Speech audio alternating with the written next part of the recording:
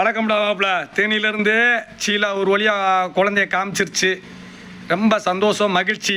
குழந்த அழகாக இருக்கியா, அழகாக இருக்குது.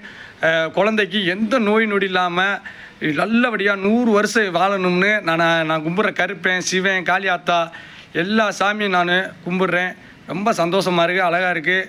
அப்புறம் இன்னொரு விஷயம், குழந்தை நெல்லை சங்கர் மாதிரி இருக்கா இல்லை சீலா மாதிரி இருக்கான்னு கேட்டுச்சு சீலா. கண்டிப்பாக 2 பேர் மாதிரியுமே இல்லை. அந்த குழந்தையோட அம்மா இருப்பார், தத்தெடுத்து வாங்கினீங்களா, அவங்க அம்மா மாதிரி அழகாக இருக்குது. அவங்க அம்மாவை கேட்டதா சொல்லு, நல்லபடியாக வளர்க்க சொல்லு. கடைசியில் ஏம்மா அந்த தத்து கொடுத்த தாயை உண்மையிலே உன் குழந்தைக்கு பாராட்டுறேன். நல்லா இருக்குமா, அழகாக இருக்குது, உன்னைய மாதிரி அழகாக இருக்குது.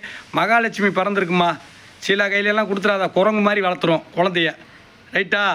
அந்த குழந்தைய பத்திரமா பாசத்தை நீங்கள் கொடுங்க. பெத்த தாய் நீங்கள் பாசத்தை கொடுங்க. இந்த பிள்ளைகிட்ட கொடுத்து இந்த பிள்ளை மாதிரியே வளர்த்துறாங்க. ஒரு நாகரிகம் தெரியாத பிள்ளைங்க இந்த பிள்ளைகளாம் காசுக்காண்டி என்னத்த வேணாலும் செய்வாங்க. அதனால் இந்த குழந்தைய பார்க்கும்போது சீலா கேட்டுச்சு, இந்த குழந்தை யார் மாதிரி இருக்குன்னு கேட்டுச்சு. அவங்க அம்மா மாதிரி இருக்குப்பா, நீ தத்துக்கெடுத்த இல்லை அந்த தாய் மாதிரி இருக்குது. ரொம்ப சந்தோஷம், மகிழ்ச்சி. குழந்தைய அப்பப்போ சாயந்தர நேரத்தில் கொடுத்து விடுங்கம்மா. உன் மேலேயே பாசமாகி கடைசியில் ஒன்றியத்தையும் அம்மா அங்கே போகுது, நெல்லை சங்கர அப்பா அங்கே போகுது. சித்திரவதை தாங்க முடியல உங்கள் தொல்லை. ஐயோ ஆமாம், அழகாக இருக்கியா மகாலட்சுமி.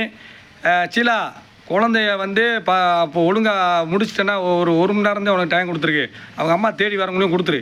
ஏம்மா அந்த தத்து கொடுத்த தாயே கொஞ்சம் நேரம் நீ ஒரு குழந்தைய பாசமாகி கடைசியில் இந்த பிள்ளை தான் அவங்க அம்மா நினச்சிக்கிற போது. வாடகை தாயி சித்திரவதை காசுக்காண்டி வாடகைக்கெல்லாம் வாங்குறீங்களேம்மா, சித்திரவதைம்மா உங்களோட. வணக்கம்டா மாப்பிள்ள, தேனியில்.